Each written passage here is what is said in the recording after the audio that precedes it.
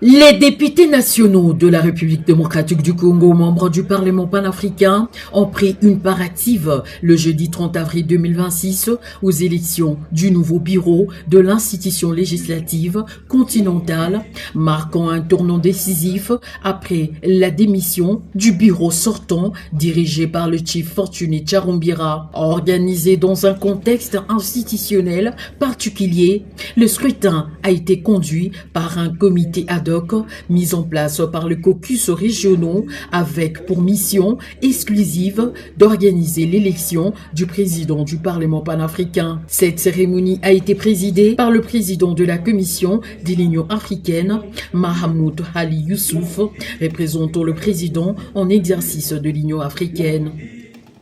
S'appuyant sur le rapport du comité ad hoc, la conseillère juridique du bureau juridique de l'Union africaine a procédé à l'ouverture de candidatures avant de fixer les modalités du vote.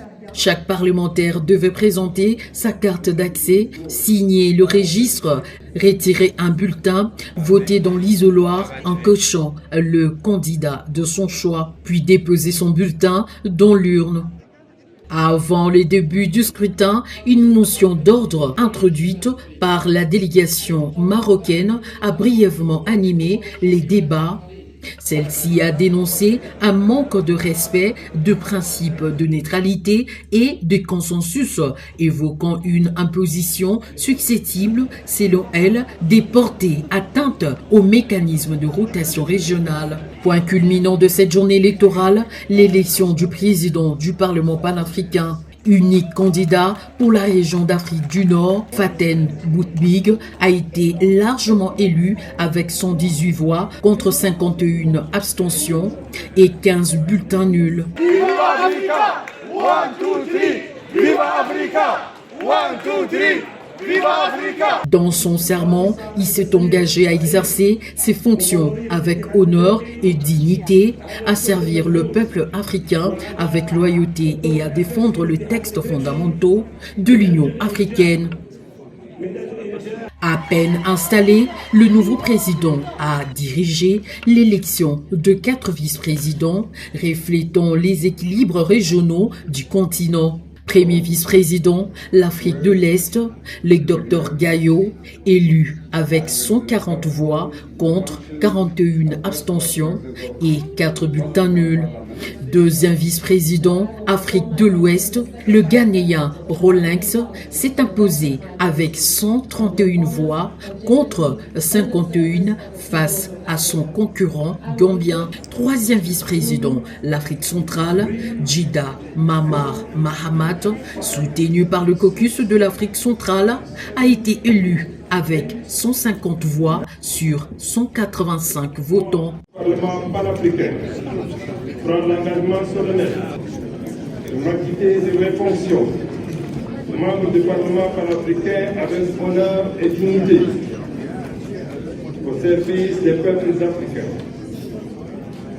et servir avec loyauté et entière allégeance à l'Union africaine de préserver, protéger et défendre l'acte constitutif de l'Union africaine et le protocole présent portant création de la communauté économique africaine relatif au Parlement panafricain tel que défini par la loi. Et de promouvoir le respect des principes de bonne gouvernance, de démocratie, ainsi que ceux relatifs aux droits humains, à la stabilité et aux objectifs du Parlement panafricain. Je le jure.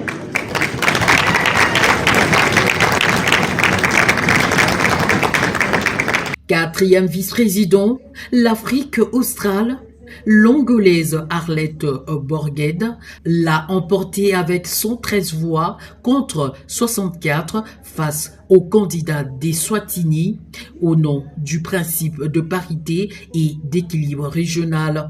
À l'issue de scrutin, les 4 vice-présidents ont prêté serment avant leur installation officielle. Dans leurs allocutions, ils ont exprimé leur gratitude envers le président du pape, le comité comité ad hoc ainsi que la commission de l'Union africaine pour la bonne tenue du processus électoral. La délégation congolaise dont le chef, le professeur Jacques Tullier Sengekeli, va rejoindre l'équipe déjà sur place, composée des honorables Sakata Tawab Mukegari ou Ngoy Marie-Thérèse, ainsi que celle du Sénat, chapeautée par l'honorable Ngoy Kassonji, accompagnée de l'honorable Christine Mwando. Elle s'est particulièrement distinguée par son engagement actif à toutes les étapes du processus électoral, par leur implication dans les consultations entre caucus, les échanges politiques et le déroulement du vote. Ces élus ont contribué à renforcer la visibilité et l'influence de la RDC au sein du Parlement panafricain. En marge des élections, sur les 5 membres composant la délégation de la République du Congo, le Parlement panafricain a reçu la prestation de serment d'un seul membre, Véronique Wambé. Avec l'installation de ce nouveau bureau, le Parlement panafricain ouvre une nouvelle phase de son fonctionnement marquée par des attentes élevées en matière de gouvernance, d'équilibre régional et de consolidation de son rôle au sein de l'Union africaine.